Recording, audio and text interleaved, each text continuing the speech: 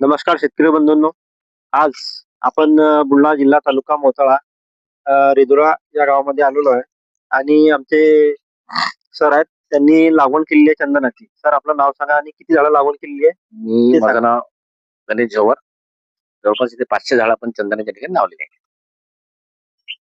आणि हे जे झाड पाहता आपण हे 3 वर्षाचं झाड आहे. बरं.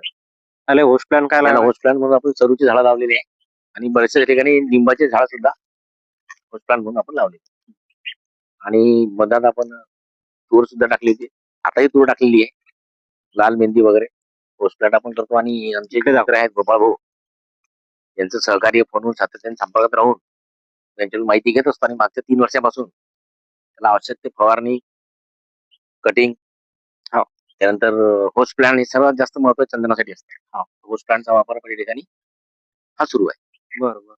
आपल्याला म्हणजे इथून काय पर्याय किंवा आपल्याला हे कसं सुचलं, काय सुचलं लागवडसाठी याचं नियोजन? नाही, याचं नियोजन म्हणजे आता मुळात मी कॉलेजवर आहे, परंतु मध्यंतरी एक शेती केली पाहिजे असा मनात विचार आला. हा, परंतु काहीतरी जरा ती करताना थोडं मार्गदर्शन प्रॉपर पाहिजे. पण त्यात यांची भेट झाली.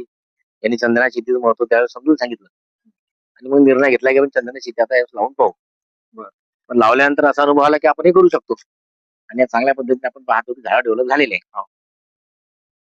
तर सहज कल्पना सुचली आणि मार्गदर्शन व्यवस्थित लाभल्यामुळे आपण इथपर्यंत हे करू शकलो असतो. तर सरांनी त्यांचा अनुभव सांगला आणि चंदन शेती इतर लोकांसाठी काय संदेश देऊ शकता आपण?